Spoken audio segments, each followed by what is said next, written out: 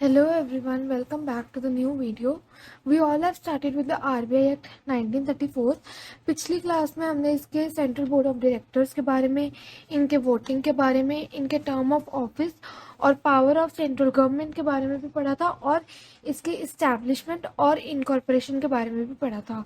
Moving on to the next topic, आज हम ये करने वाले हैं कि आरबीआई जो है, अब जैसे वो कितनी सारी ट्रांजैक्शंस में डील करता है, कितने सारे काम करता है, तो इसमें हम अब पढ़ेंगे कि कौन कौन सी ऐसी चीज़ें हैं, कौन कौन से ऐसे बिजनेसेस हैं जिसमें आरबीआई जो है वो ट्रांजैक्शन नहीं कर सकता. आरबीआई को इन सब चीज़ों में ट्रांजैक्शन करना नहीं अलाउड. पहला आता है ट्रेड. ट्रेड क्या होता है कि एक सामान को दूसरी जगह पे लेके जाना, दूसरी जगह से एक सामान को लेके आना, मतलब इंपोर्ट या एक्सपोर्ट करना किसका, गुड्स का. तो जो ट्रेड है, कमर्शियल ट्रेड या कोई और बिजनेस अंडरटेकिंग जो भी है, उसमें जो आरबीआई है वो ट्रांजैक्शंस नहीं कर सकता. Second point is shares. जैसे अब कंपनी के शेयर्स होते हैं, गवर्नमेंट के शेयर्स होते हैं, बैंक्स के शेयर्स होते हैं, उनमें जो हमारा आरबीआई है वो नहीं डील कर सकता. It can not purchase shares. मतलब आरबीआई, जैसे अब हम जनरल पब्लिक के पीपल हैं, ठीक है, कोई भी बंदा है वो जाके शेयर्स ले लेता है किसी कंपनी के. फॉर एग्जांपल मैंने रिलायंस कंपनी के शेयर्स लिए हुए हैं, बट जो हमारा आरबीआई है उसको ये चीज़ की परमिशन नहीं है कि वो किसी के शेयर्स परचेज कर सके या किसी को लोन्स वगैरह ग्रांट कर सके. ठीक है. Third point, can not grant money और मॉर्टगेज एनी इमूवेबल प्रॉपर्टी. अब जैसे आरबीआई है ना, वो किसी को मनी ग्रांट नहीं कर सकता. जैसे हम करते हैं ना, फॉर एग्जांपल दो फैमिलीज हैं, दोनों फ्रेंड्स हैं, वो किसी को मनी ग्रांट कर देते हैं कि थोड़े टाइम के लिए चल तू मेरे से ले ले, तूने किसी को पैसे देने हैं, तेरे को मैं दे देता हूँ अगर तेरे पास पैसे नहीं है. आरबीआई वो चीज़ नहीं कर सकता, और ना ही वो किसी इमूवेबल प्रॉपर्टी का, कोई लैंड है, कोई हाउस है या कोई बिल्डिंग है, उसको मॉर्टगेज नहीं कर सकता. Fourth point, can not make loans और एडवांसेस. जो आरबीआई है वो लोन्स और एडवांसेस भी नहीं बना सकता. Fifth point, can not accept और ड्रॉ बिल्स. अब जैसे यूजुअली जो है हम बिल्स वगैरह ड्रॉ करते हैं, बिल्स ऑफ एक्सचेंज हो गया, बिल्स निकालते भी हैं और ड्रॉ भी करते हैं, किसी के ऊपर भी ड्रॉ करते हैं. तो जो आरबीआई है वो ये चीज़ एक्सेप्ट नहीं करता और ना ही वो बिल किसी के ऊपर ड्रॉ कर सकता है. Six point and the last point is can not allow interest on deposit. For example हम अपनी जो मनी है वो डिपॉजिट करते हैं तो हमें उसके बदले में कुछ इंटरेस्ट मिलता है, तो वो चीज़ आरबीआई को अलाउ नहीं है. वो ये इंटरेस्ट ऑन डिपॉजिट नहीं अलाउ कर सकता किसी को. और वैसे भी जनरल पब्लिक जो है वो तो वैसे भी डायरेक्टली आरबीआई के पास जा ही नहीं सकती. सिर्फ जो हमारी गवर्नमेंट ऑफिशियल्स हैं, बड़ी बड़ी कंपनीज हैं, वो आरबीआई के साथ डायरेक्टली कर सकती है interact, not the general public. So इसमें हमने पढ़ा trade, shares, grant money, immovable property, bills, loans और interest on deposit. Next point is and the very important point, that the function of RBI. RBI क्या क्या काम करता है, उसके क्या क्या फंक्शंस है. अब वो बना तो है, उसका कोई रीजन होगा. वो वैसे हमने पीछे भी पढ़े थे इसके बेसिक रीजंस. अब हम प्रॉपरली पढ़ते हैं कि इसके क्या फंक्शंस हैं.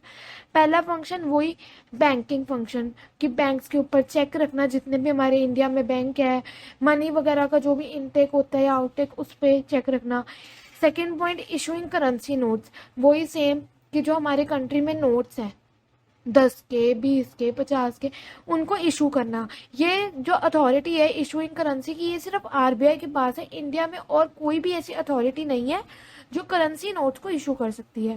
Third point is monetary policy function, कि जो आरबीआई है वो मॉनेटरी पॉलिसी फंक्शन को भी देखती है, ये हम आगे पढ़ेंगे. फोर्थ, पब्लिक डेट फंक्शन, मतलब जनता का जो डेट होता है उसका भी ये फंक्शन परफॉर्म करता है. Fifth is foreign exchange management. Foreign exchange management वही कि अगर हमारी कंट्री से कोई सामान बाहर जा रहा है या कोई सामान अंदर आ रहा है, तो हम उसके इन कंट्री में आ रहा है तो हम उसके बदले मनी देते हैं, तो उसका भी एक्सचेंज मैनेजमेंट सिस्टम पूरा आरबीआई चेक करता है.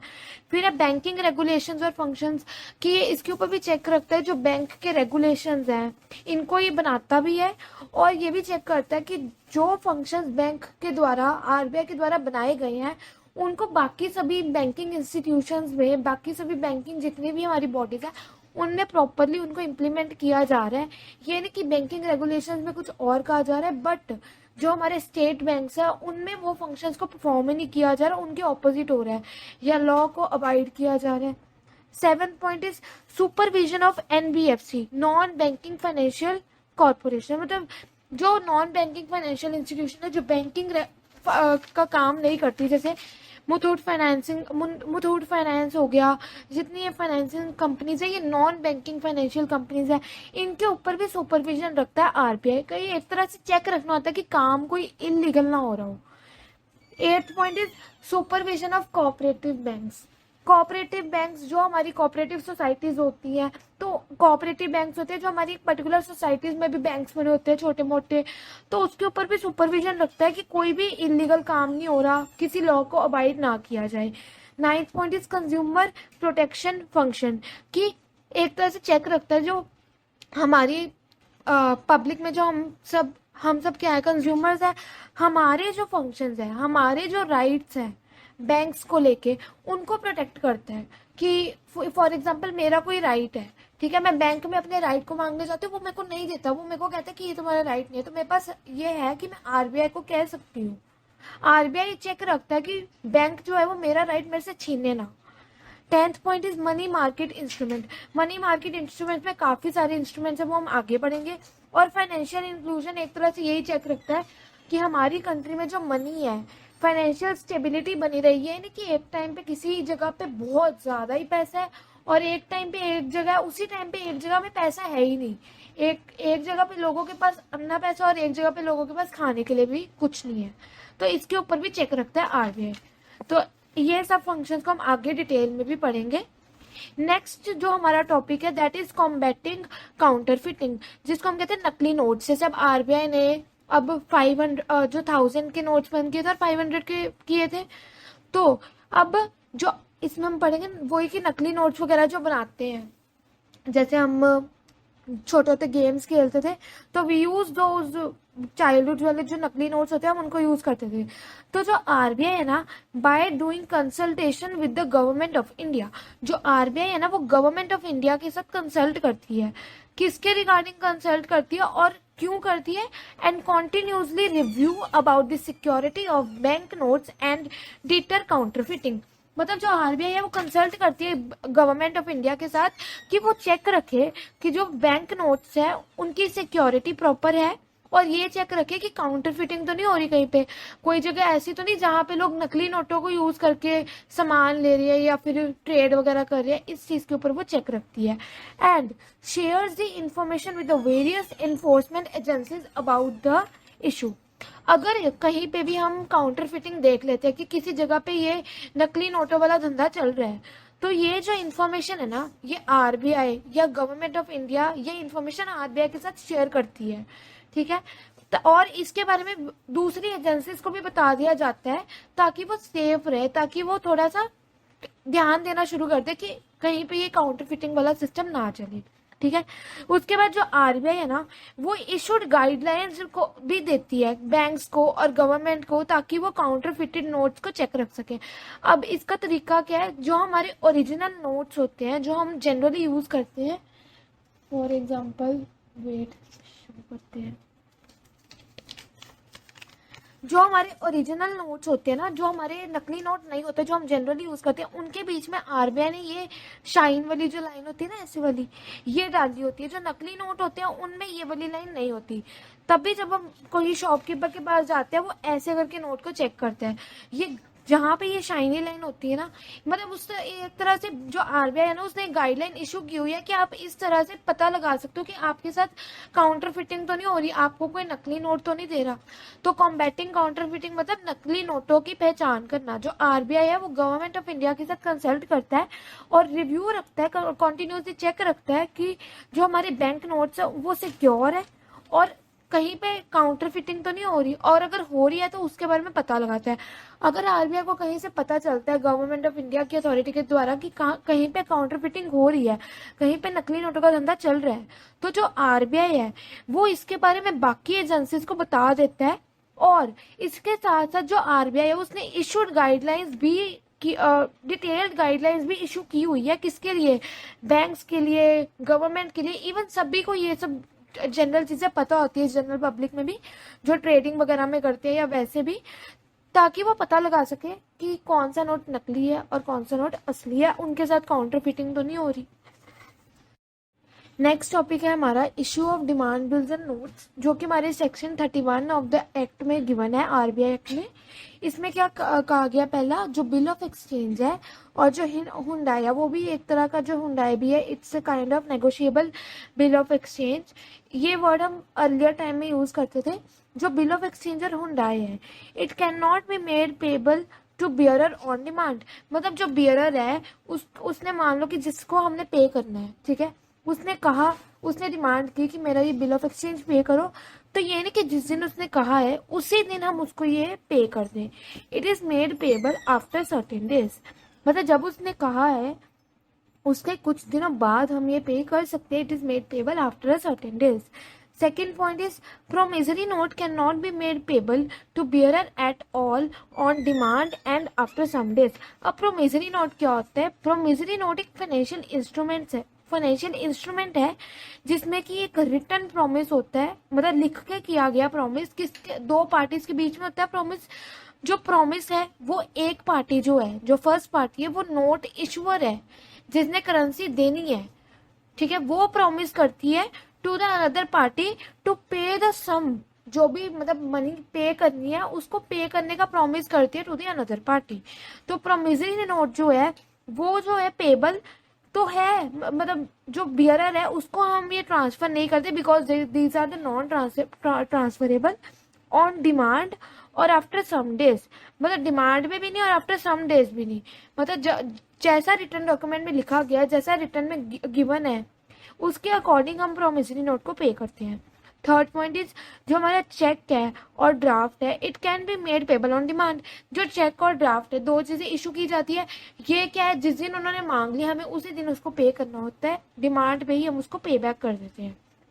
Fourth point, no person other than RBI और सेंट्रल गवर्नमेंट कैन मेक और issue any promissory note to the bearer. कोई भी बंदा आरबीआई और सेंट्रल गवर्नमेंट के अलावा ना तो बना सकता है और ना इशू कर सकता है प्रोमिसरी नोट। किसको? बियरर को, जिसको मतलब अमाउंट जिसने बियर की होती है, जिसने ली होती है एक तरह से, जिसने पे बैक करनी होती है, जिसको पे बैक करनी होती है।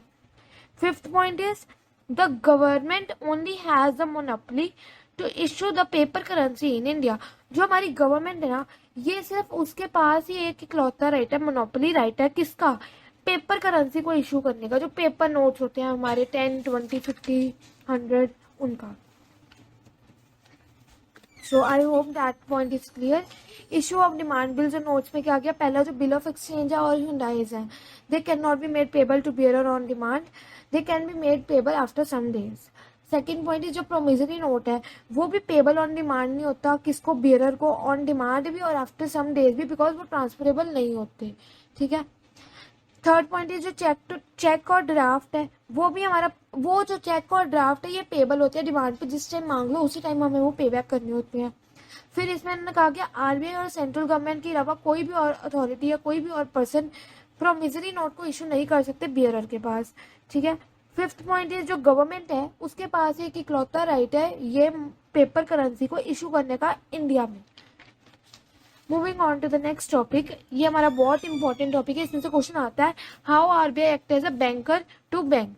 तो इसमें हमने पढ़ना कि आरबीआई जो है वो बैंक्स का भी बैंक है, जैसे हमारे कंट्री में स्टेट बैंक्स है, उनका बैंक कौन है? आरबीआई है। तो फर्स्ट पॉइंट है जो आरबीआई है ना वो करता है करंट अकाउंट ओपन करता है। RBI opens current account of these banks with itself, enabling these banks to maintain cash reserves and carry out the inter banking transaction.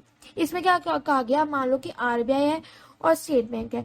जो आरबीआई है ना वो स्टेट बैंक के नाम पे एक करंट अकाउंट अपने पास ओपन कर लेता है और उस करंट अकाउंट में ना कुछ रिजर्व, कुछ मनी एक साइड में अपने पास रिजर्व में रखता है, ताकि कोई ऐसा टाइम आए जिस टाइम स्टेट बैंक बिल्कुल खाली है, उसके पास पैसे ही नहीं बचा, तो वो उस टाइम पे जो स्टेट बैंक है ना वो आरबीआई के पास जाके वो कैश रिजर्व्स निकलवा सकता है, ताकि वो इंटर बैंकिंग ट्रांजेक्शन कर सके। क्योंकि बैंक भी तभी तक ट्रांजेक्शन कर सकते हैं जब उसके पास खुद पैसे होंगे।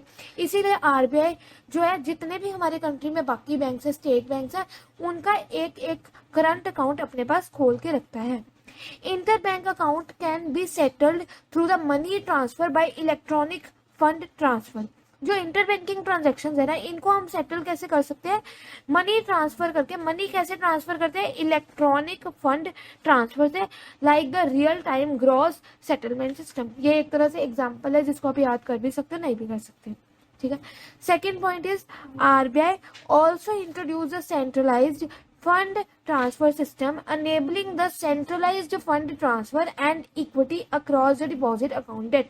जो आरबीआई है ना, उसने एक सेंट्रलाइज मतलब पूरी कंट्री में, पूरे हमारी इंडिया में एक फंड ट्रांसफर सिस्टम इंट्रोड्यूस किया गया है, ताकि जो हमारे सेंट्रलाइज फंड्स हैं, जो आरबीआई के द्वारा फंड रेज किए जाते हैं या जो बैंक्स के द्वारा फंड रेज किए जाते हैं, उनको ट्रांसफर करने में आसानी हो।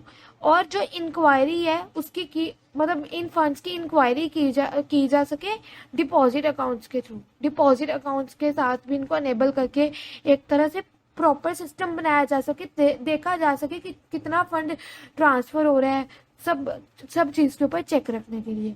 Third point is RBI also provides short-term loans and advances to the bank for special purpose whenever needed।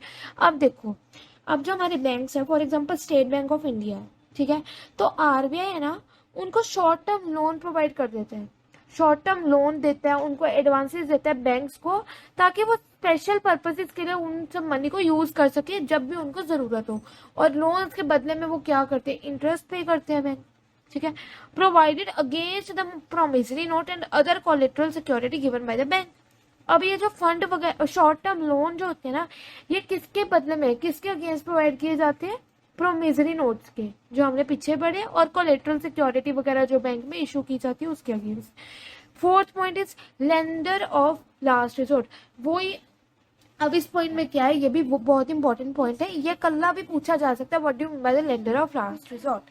तो जो आरबीआई है ना, वो जितने भी हमारे स्टेट बैंक्स हैं उनके लिए लेंडर ऑफ लास्ट रिजॉर्ट है। बिकॉज फॉर एग्जांपल कोविड का टाइम था, कोविड के टाइम में जैसे अभी येस बैंक था, उसका हमने सुना कि वो बिल्कुल खाली हो गया था, उसके बाद कुछ फंड पड़े ही नहीं थे। पहले जो येस बैंक है, जब वो खाली हो गया, वो अपने आसपास के बैंक से पूछेगा, स्टेट बैंक से पूछेगा कि उनके पास एक्स्ट्रा फंड है, एक्स्ट्रा मनी है, वो जो कि वो उसको दे सके कुछ टाइम के लिए। अगर तो उसको मिल गए तो ठीक है, अगर अब उसने पूछा उसके पास बचे ही नहीं, उसने जहां से भी पूछा लोगों ने कहा कि हमारे पास कुछ नहीं पड़ा, बैंक्स के पास कुछ भी नहीं पड़ा, वो उसकी हेल्प नहीं कर पाई येस बैंक की, तो उसके बाद जो येस बैंक के पास लास्ट ऑप्शन बचा, वो ऑप्शन क्या बचा, आरबीआई। वो आरबीआई के पास जाएगा, उसको कहेगा कि मुझे कुछ रिजर्व दे दो, या मुझे कुछ फंड दे दो, या मुझे कुछ मनी दे दो थोड़े टाइम के लिए, ताकि वो अपना वो जितना भी लॉस है उसको पूरा कर सके। सो इसमें हमने क्या पढ़ा, जो आरबीआई है वो बैंकर टू बैंक है, जिसमें क्या है, जो हमारा आरबीआई है ना, वो करंट अकाउंट ओपन कर लेता है जो हमारे स्टेट बैंक है उनके साथ, और उन्हीं सब बैंक्स के कैश रिजर्व मेंटेन करके रखता है, ताकि इंटर बैंक ट्रांजेक्शन्स को कैरी आउट किया जा सके, उनको हम फॉलो अप कर सके। इंटर बैंक अकाउंट में हमने क्या पढ़ा, जो इंटर बैंक अकाउंट है इनको हम कैसे सेटल कर सकते हैं, मनी ट्रांसफर करके हम इनको सेटल डाउन कर सकते हैं by the electronic fund transfer system, ठीक है। इसमें हमने एग्जांपल पढ़ी real time gross settlement function. Second हमने पढ़ा, जो आरबीआई है ना, वो फंड ट्रांसफर सिस्टम को भी इंट्रोड्यूस करता है, ताकि जो हमारे बैंक्स में जो फंड की ट्रांसफर होती है उसके ऊपर कंट्रोल किया जा सके, उसके ऊपर चेक रखा जा सके कि वो सिक्योरिटी के साथ हो रही है ना ट्रांसफर, जो भी फंड्स वगैरह ट्रांसफर हो रहे हैं। और जो हमारे डिपॉजिट अकाउंट है, जो जिस अकाउंट में हम डिपॉजिट करते हैं, उनकी भी इंक्वायरी रखता है डिपॉजिट अकाउंट की। थर्ड पॉइंट में हमने पढ़ा, जो आरबीआई है वो शॉर्ट टर्म लोन प्रोवाइड कर देता है बैंक्स को फॉर द स्पेशल पर्पसेज, जब भी उनको नीड हो। और जो ये शॉर्ट टर्म लोन्स है, ये किसके अगेंस्ट प्रोवाइड किए जाते हैं, प्रोमिसरी नोट्स के और collateral security given by the bank. Fourth point हमने पढ़ा कि लेंडर ऑफ लास्ट रिसोर्ट, जब जो हमारे बैंक्स के पास कोई भी ऑप्शन नहीं बचता, उन्होंने कहीं से हेल्प पूछ ली, उनकी नहीं हेल्प हो पाई, तो उसके बाद उन बैंक्स के पास लास्ट ऑप्शन बचता है आरबीआई, वो आरबीआई के पास जाके हेल्प मांग सकते हैं। ये अथॉरिटी बैंक्स को दी गई है, जनरल पब्लिक को नहीं दी गई, बैंक्स को दी गई है, कि बैंक्स के पास जब कोई और ऑप्शन नहीं बचता तो वो उसके बाद आरबीआई के पास जाते हैं। ये हम सिर्फ ये लास्ट टॉपिक करेंगे। प्रूडेंशियल लॉ ये भी हम नेक्स्ट वीडियो में ही करेंगे। आज के लिए बस इतना ही बहुत है। आई होप ये सब टॉपिक्स आपको क्लियर होंगे। इसके रिगार्डिंग कोई भी डाउट हो तो आप कमेंट बॉक्स में डाल सकते हो। 2 वीडियोस में हमारा अभी नेक्स्ट 2 वीडियोस में हमारा ये चैप्टर कंप्लीट हो जाएगा और इसकी नोट्स की पीडीएफ लास्ट वीडियो में मैं अपलोड कर दूंगी। तब तक के लिए tata bye bye, take care.